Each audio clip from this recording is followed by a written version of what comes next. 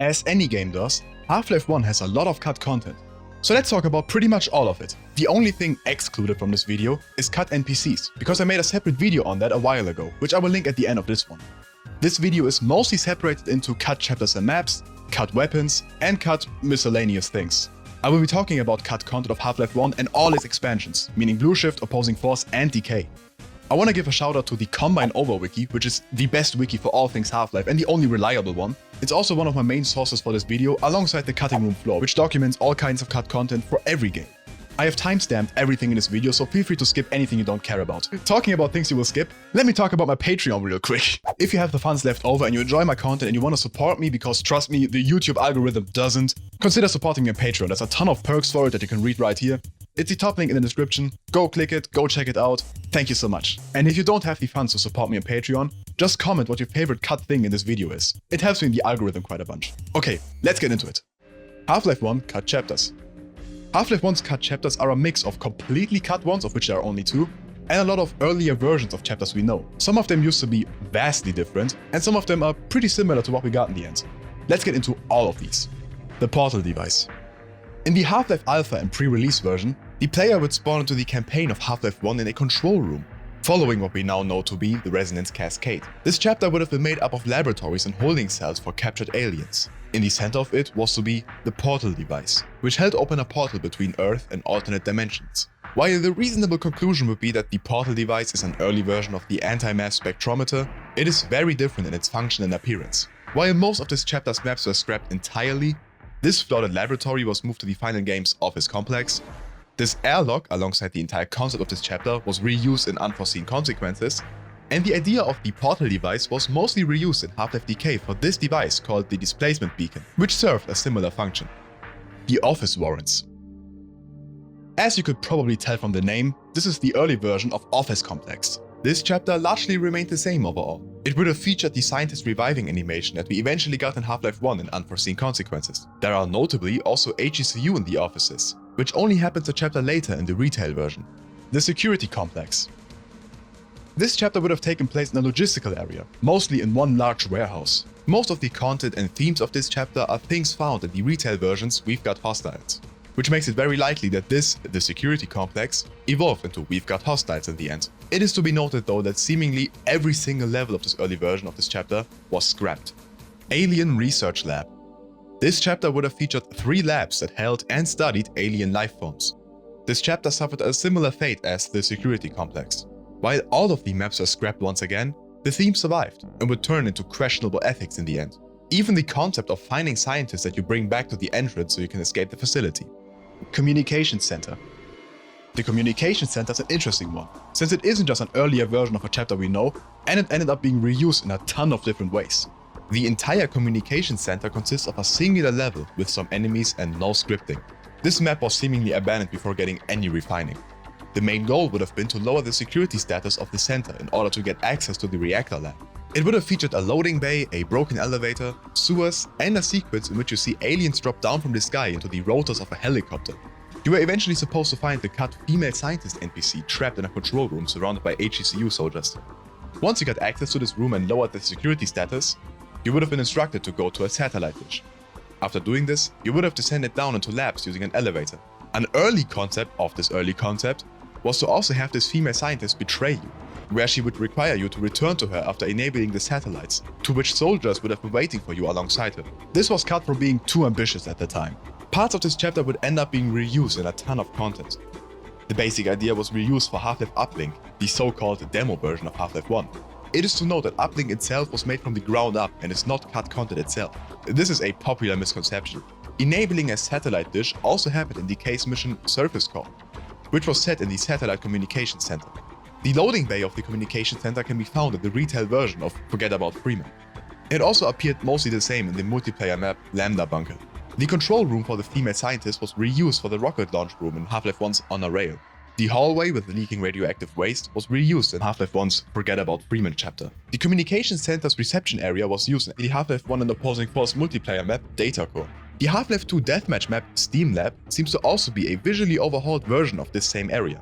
And lastly, the concept of a scientist betraying you, spoiler alert for Half-Life 2, ended up being reused with Judith Mossman. who also just so happens to be a female scientist. While the Communication Center is definitely one of the more interesting cut chapters, my personal favorite one is coming up right now. Reactor Lab. The Reactor Lab chapter would have taken place in the X Labs, which is why people usually just refer to this as the X Lab. The X Lab technically could be seen as part of the Communication Center, or rather the Communication Center is a part of the X Lab, since the naming convention ties these two together really closely. C3A1 for the Communication Center, and C3A2 and C3A2A for the X Lab maps. The female scientist also had the word X Lab written on her back. This chapter would have had a very clean lab look. What you're seeing right now is footage from a mod that reintegrated the X Labs into its campaign. This mod is called Reprocessing. I will link my video on that mod at the end of this one if that sounds interesting to you. It really is a great Half-Life 1 mod. This chapter ended up being cut. The idea of this chapter is likely what inspired the eventual Lambda complex in the final game. And some maps were reused in the Lambda core chapter. Unused Half-Life maps. All things considered, these following ones are a somewhat recent discovery. In October of 2024, Half-Life playtester Chad Jessup shared a version of Half-Life he had at home, marked Beta 9 and Nettest 1, which he shared only a month after sharing his Nettest 2 build. And even though Nettest 2 was only compiled 3 days after Nettest 1, Nettest 1 has a lot more cut content than Nettest 2 did. If you want a full, multiple hour-long deep dive showcasing all the minor map differences found in Nettest 1, I will link a playlist for that in the description, made by I Love the Vopo. For now, let's get into the entirely cut maps. Assault. This is a map set in an industrial area surrounded by a canyon. Interestingly enough, it features 2 human grunts inside of a bunker, and it also features turrets. This map ended up being reused for Team Fortress 2 Brotherhood of Arms. Before that version of TF2 was also cancelled. Battle. This map is simply an early version of the tank hangar from Half-Life 1's Forget About Freeman chapter. Loot 1. This map is mostly just the bootcamp multiplayer map of Half-Life 1. This map was intended for the cut Loot game mode. It's like a weird version of Capture the Flag, where human grunts circle the map and you have to collect loot and weapons that you bring back to the middle. But you also didn't respawn. It's a very weird game mode. Grunt DM1.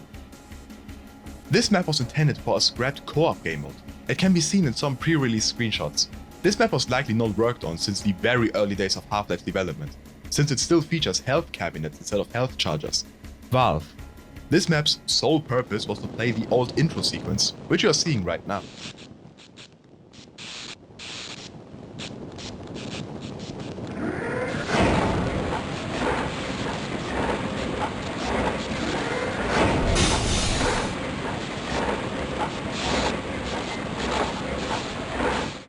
Where's _DM? This is not a Nettest 1 map, instead it's just a singular prototype deathmatch map. It would eventually become the retail game's Stockyard. Half-Life Decay cut chapters. With all cut chapters of Half-Life 1 done, let's move on to Half-Life Decay, though in this case it's actually cut missions. Half-Life Decay is more like an anthology game, though the missions do connect to one another story-wise. In the retail game, there exists a total of 9 missions plus 1 bonus one, and there are a total of 3 cut missions. Let's get into them. Mission 6, Central Transit Hub. The Central Transit Hub would have started with a security guard guiding the player to the Central Security Station. The same security guard that Gina and Colette just rescued in the previous mission, Domestic Violence. This chapter would feature the player retrieving codes so they could access the Central Security Station to allow the rocket launch of Half-Life 1 to happen. This chapter would have featured a Gargantua at one point, that one player would have lured onto a bridge, while the other would have controlled the bridge to somehow kill the Gargantua. Most of the details about this chapter is derived from unused audio files. I'm gonna spare you from listening to the full ones because if I played every cut audio file in full, this video would be hours long. Eventually, the entire idea of the Central Transit Hub was written out. And instead of looking for codes to access the Central Security Station, you simply received them from the guard you previously rescued. At least this is implied by Dr. Kell. It doesn't seem like any of this cut content got reused in the end. By looking at this image of the cut chapter, you see this bridge in the back of it, which looks similar to the bridge in the intro of Blue Shift. It's possible this was taken from that mission, given that both were being developed at the same time just about, but we don't know. And to be honest, I don't really get how you can kill a Gargantua with that bridge. Mission 8, Hangar. In this mission you would overhear a soldier talking about the fact that the HECU is now successfully tracking Gordon's movements, but that they don't know who the other 2 HECU suits are. The ones Colette and Gina are wearing, that is. You would then enter a hangar and find a scientist being interrogated about the ID numbers for your suits. You would then find another scientist who tells you to take down an Osprey. This is pretty much all we know about this cut mission. The Osprey fight was moved to the mission before this one, Code Green. The map was to be based on C1A3B of Half-Life 1, and would have reused parts of that map it seems. The hangar seems to be based on an unused idea from Opposing Force, where you get told to wait at the hangar until evac, but the door closes before you ever get there. Out of bounds, you can find hangars that look the same in design to that of this cut Decay mission, though they seem to only be half the size. Mission 9, Residue. This map also followed the cut hangar mission, and it's also the one I'm the most sad about being cut. Have you ever wondered why, after being knocked out by the HECU didn't just kill Gordon, like a simple bullet to the head kind of thing? This mission of Half-Life Decay was supposed to answer that exact question. The main goal in this section was to rescue Gordon from being executed. You would see Gordon being held by 2 Marines. If you fail to intervene in time, you would see Gordon get killed, leading to a mission fail. If you kill the Marines beforehand, Gordon would simply drop down to the trash compactor, leading to the events we see in Half-Life 1. There would have been some more puzzles and combat moments before and afterwards, including a fight against a helicopter in a scrapyard with what seems to be a controllable crane, but the main attraction is of course the concept of saving Gordon Freeman. And I'm so sad this got cut. This would have tied together the events so nicely and offered an explanation for that kinda dumb thing that happened in Half-Life 1. This was really the perfect idea for a mission in Half-Life Decay. Matthew Armstrong, a Gearbox developer who helped in writing Decay, has stated that this was his favorite mission as well. He also recalls it being called Residue Holding or Residue Collection, as a reference to residue processing of Half-Life 1. Another fun fact being that Half-Life 1's PS2 port featured some small changes to the trash compactor map that made this Decay mission fit. Half-Life 1 cut Skybox Textures. I love me a good skybox, so here's some cut skyboxes for Half-Life 1. Most of them are pictures of space or similar to existing Zen ones. This specific one was reused in Opposing Force. The most interesting cut skybox is City, looking like an American city at night. Skyboxes aren't cut maps, but I think it still fits into this category. Half-Life 1 cut ending. There's an early version of Half-Life 1's ending, which would have taken place in an administrative setting. Large windows alongside one wall, out of which you see a terrestrial sky. The other side is lined with locked doors. You could hear all kinds of Zen creatures behind the doors. G-Man would then approach you. The dialogue was to mostly play out the same. The only change would have been that, instead of placing you in a tram from which you choose where to go, he instead opens his briefcase, a dimensional gate glimmering within. You would then choose to work with him or face the unwinnable battle. This again isn't really a chapter and barely is it a map, but I think it fits here anyways. Opposing Force cut map? It is likely that there exists a cut map in Opposing Force. There is a removed sequence that was likely to play in this cut map. It was gonna be very similar to the Half-Life 1 Tau Cannon sequence you can listen to, but this time it would have been with the displacement cannon. Take a listen. Huh, what's this, some sort of transporter gun? Put that thing down! Why must you security guards always insist on playing with our prototypes? Be careful! No, not again! Cut weapons and items, all games. There are quite a few cut weapons and items across Half-Life and its expansions. I bundled all the cut items and weapons together because the expansions have like a total of 3 across all of them, so it wouldn't have made sense to separate them into categories really. 0 point generator. There is next to nothing known about this weapon. The only evidence of it existing is a variable for its damage in the Half-Life Day 1 pre-release demo version. Its variables were eventually replaced by the Tau Cannon, hinting at the idea that it's likely an early version of the Tau Cannon. It's also possible that it may have been the gluon gun, but that's all pure speculation. Battery. Outside of the fact that the battery used to have a different looking model, the same model that was also used for the long jump module at this time, though in a different color, the battery itself used to have more functionalities. It would have been used to power multiple different things, like the long jump module, the alien cloak and alien shield, whatever those may be. There also used to be a HUD icon that showed a battery charge meter. Either this was just an alternative way to show the armor as it is in the final game, or potentially, this was used to indicate the amount of electricity you have. That's just speculation though. Air tank. Air tank, also known as oxygen, would have been found underwater and allowed the player to refill oxygen while diving. It would have a 30-second recharge time between uses, meaning you could use it multiple times. The texture on its back would end up being reused for the long jump module. Flare. There is only this model that is known. And as flares are often usable entities/weapons in games, including Half-Life 2 Episode 1 and onwards, there is a chance this was too. That being said, there is no code hinting at this, so this is also speculation. Canisters. There are 3 different types of canisters that the player was able to pick up. They would have been stored in your inventory and used automatically at the appropriate time. Adrenaline would have revived the player 3 seconds after dying, as long as you didn't get gipped. Antidote would have cured the player of any poison effect they had. This one actually remains in the game in some way. The multiplayer map Data Core features one of them, though it doesn't do anything, and also falls through the floor on spawn. It also wouldn't have had a lot of purpose in current Half-Life 1, given there are very few lasting damage effects.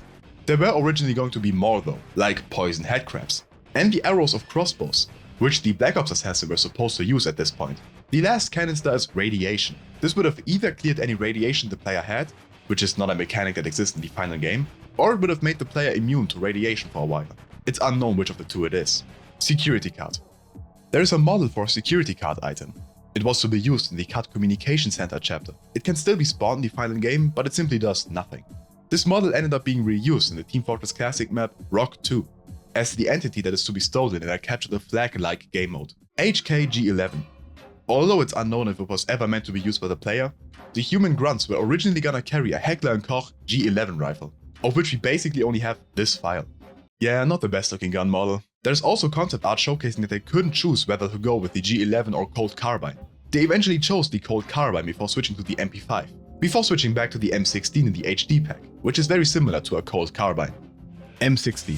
Very similar to the last entry, the M60 was planned to be a weapon for the heavy HCU soldier, a cut enemy of Half-Life 1. The M60 eventually returned in Half-Life Opposing Force. Flashbang. I don't think I have to explain what a flashbang is. The flashbang was first cut from Half-Life 1, where it was meant to be used by the player. Then it was supposed to return in Half-Life Opposing Force as a weapon used by the Black Ops, who still have it attached to their belt. The separated model for it can still be found in the Opposing Force files. Chum Toad. The Chum Toad was originally supposed to appear in Half-Life 1 and be used similar to Snarks. The view model of this can still be found in the game files. Their purpose was to be used as bait for Zen creatures, being very low in the food chain. Thus the name Chum Toad. While they went unused completely in Half-Life 1, their model would end up being reused in Blue Shift and Opposing Force for Easter eggs. Suppressed Pistol. The pistol was supposed to come with a feature where you could put a silencer on it. This weapon does appear in the game, but only wielded by assassins. It was also reused in Team Fortress Classic. The animation for putting the silencer on the pistol is also still existent. Unused expansion weapons. These weapons aren't really cut and are also not unknown, but Blue Shift features view model animations and functionality for the crossbow, gluon gun and laser mines, even though all of these never actually appear in the regular campaign. In a similar way, Opposing Force features a revolver view model, which is used in its multiplayer mode but not in single player, which this revolver was designed for. Cut ammo types. While I won't go into deep detail and speculate about every single one of these, there are some early or cut ammo types. Some of them likely just earlier models, others likely intended to give you larger amounts of ammo. Miscellaneous. While looking around the cutting room floor and Command Over Wiki, I found some other interesting cut things. Again, I won't be naming every single cut thing that ever existed in Half-Life 1 because that would be a 100-hour long, very boring video, but here's some more things that I thought were fun. There are 3 unused damage types in Half-Life 1. Electric Shock, Burning and Nerve Gas. Blue Shift was originally gonna be called Guard Duty, and was originally supposed to be a Dreamcast exclusive game. The Blue Shift trailer is insanely lame. You played the hero. You played the villain. This time, you're stuck in the middle. This isn't cut content or anything, I just think this trailer is insanely stupid. Can you think of a lamer way to advertise a game? This time you're mid.